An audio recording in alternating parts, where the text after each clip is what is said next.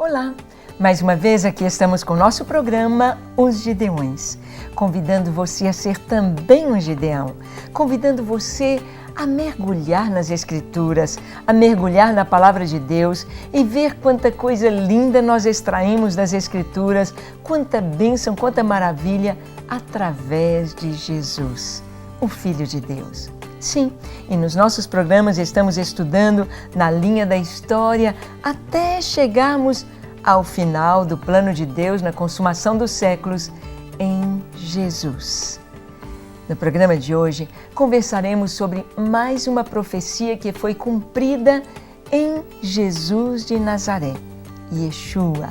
Nós vamos ver que ele foi desprezado pelos judeus, desprezado pelo seu povo, e isto estava profetizado nas Escrituras. Vamos ver? Tenha o seu coração pronto para receber a palavra de Deus, pois o programa Os Gideões já começou.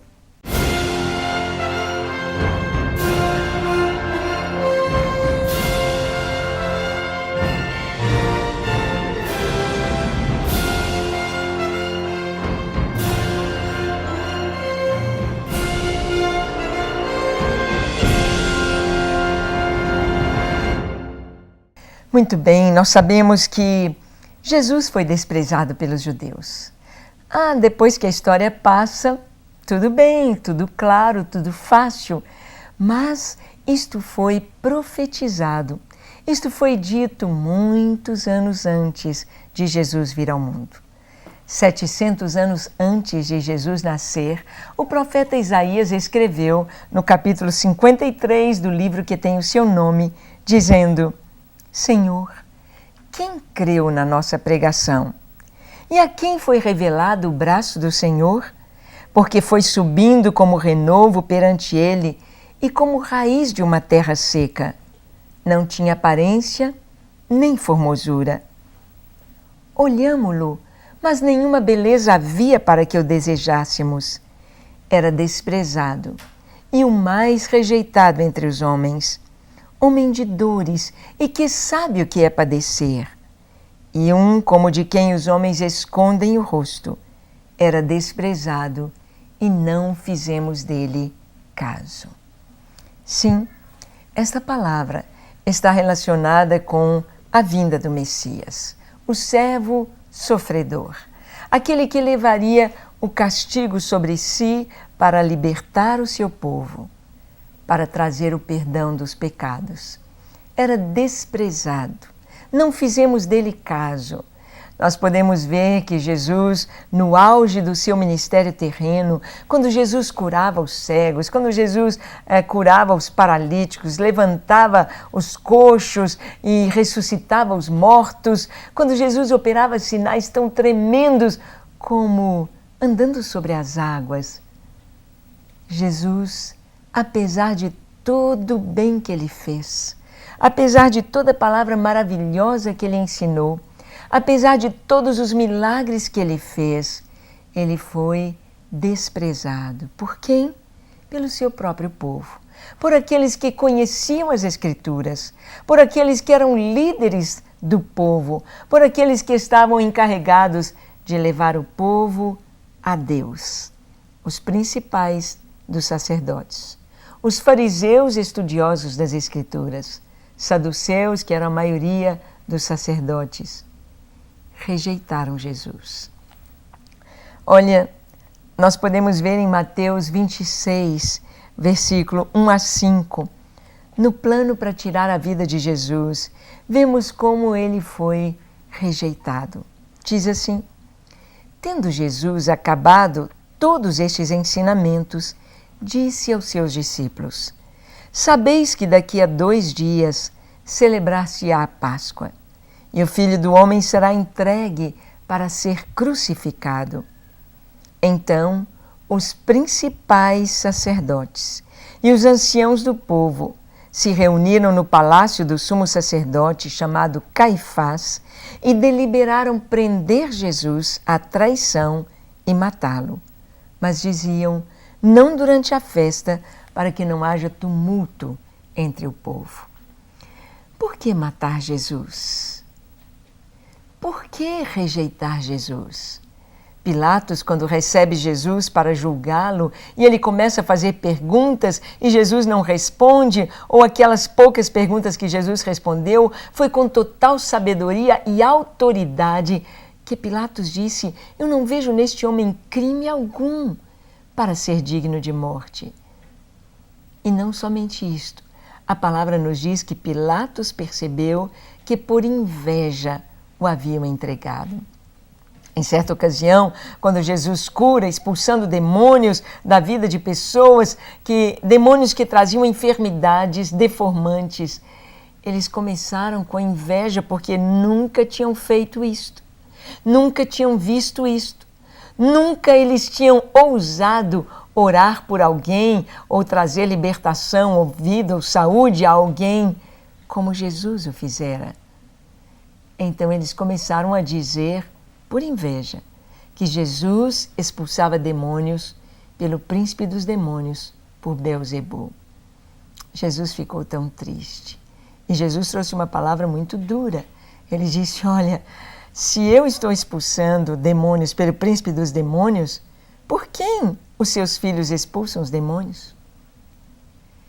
Por quem os seus discípulos expulsam? E ele disse: uma casa dividida contra si mesmo, ela não pode subsistir. Se Satanás está expulsando demônios, como é que ele vai firmar o seu reino? Como que ele vai governar? Como que ele vai romper se ele está dividido contra si mesmo? Mas havia uma rejeição a Jesus.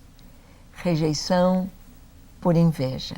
Rejeição por cegueira espiritual. Uma rejeição. Quando Jesus falou que ele era o Filho de Deus, e eles vieram com argumentos: você está blasfemando. Jesus citou o Salmo 82 dizendo: olha, se a Escritura afirma para aqueles a quem ela foi destinada, diz o Senhor, sois deuses, sois todos filhos do Altíssimo, todavia como homens perecereis. Se Deus chama filhos de Deus aqueles a quem a Escritura foi destinada, enviada, quanto mais o Filho do Homem. Não havia motivo para rejeitar Jesus. A mensagem dele era de amor, a mensagem dele era de perdão, a vida dele era de poder. O que Jesus fazia era abençoar. Não havia motivo para rejeitar Jesus. Mas esta rejeição, este desprezo, este escárnio estava sendo ou fora profetizado. Fora profetizado. Isaías disse: quem creu na nossa pregação? Quem creu? A quem foi manifestado o braço do Senhor? E mais à frente, no capítulo 53 de Isaías, o profeta chega a dizer: da sua linhagem, quem cogitou? Ou seja, ninguém procurou saber de quem ele era filho, como era a sua história. Se procurassem saber, saberiam que quando ele nasceu, apareceu uma estrela nos céus. Que magos vieram do Oriente até Belém para saber onde estava o recém-nascido rei dos judeus. Se eles procurassem saber a linhagem de Jesus, saberiam que ele era filho de Davi, um herdeiro legal do trono de Israel. Da sua linhagem, quem dela cogitou? Se procurassem saber a história de Jesus, iriam saber que aos 12 anos ele foi ao templo e ele trouxe perguntas embaraçosas aos sacerdotes. Eles ficaram maravilhados com a sabedoria daquele menino. Se eles procurassem saber a linhagem de Jesus, saberiam que um homem chamado Simeão e uma profetisa chamada Ana, quando Jesus nasceu, quando ele foi apresentado no templo, eles foram ao templo. E nas escadarias do templo, Simeão, levado pelo Espírito Santo, tomou o bebê nos braços e disse: Deus, despede em paz o teu servo, porque meus olhos já viram a tua salvação. Eles ouviriam a respeito da profecia dos lábios de Simeão sobre o menino Jesus. Quem creu na nossa pregação? E a quem foi manifestado o braço do Senhor? Quem creu? em certo momento da vida, do ministério de Jesus, ele dá um brado, ele dá um grito, ele diz: Pai, graças te dou, porque ocultastes estas coisas aos sábios e entendidos e revelaste aos pequeninos. Sim, ó Pai, porque assim foi do teu agrado. Que coisa tão linda! Nós sabemos que a reforma protestante, ela começou e se desenvolveu no meio de intelectuais, na Europa, sim. Mas nós sabemos que aqui no Brasil, por exemplo, o evangelho chegou por baixo. Pessoas simples, pessoas iletradas, pessoas que aprenderam a ler com a Bíblia. E então, outras pessoas, outros cultos, outros intelectuais. Mas o Senhor disse: Pai, obrigado, porque revelaste aos pequeninos. Ou seja, na geração de Jesus, todos os pequeninos que criam em Deus e esperavam o Messias viram em Yeshua o Filho de Deus. Mas aqueles orgulhosos que não queriam ser confrontados como foram, eles desprezaram o Senhor.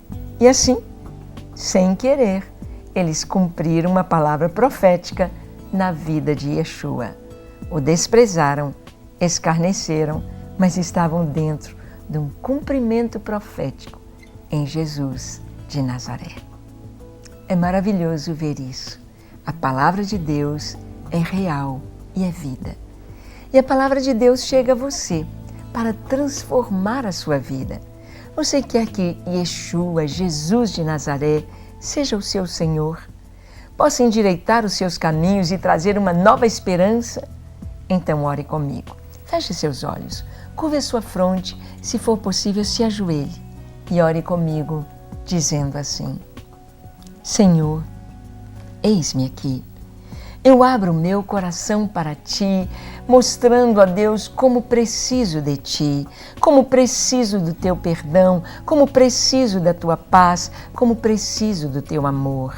Senhor, perdoe os meus pecados, lava-me completamente, apaga todas as minhas iniquidades e o meu passado e me dê uma vida nova a partir de hoje. Uma vida nova, me dê o teu coração, um coração cheio de amor e de paz, um coração cheio de bondade e de alegria. Eu me entrego a Ti, hoje e para sempre. Amém.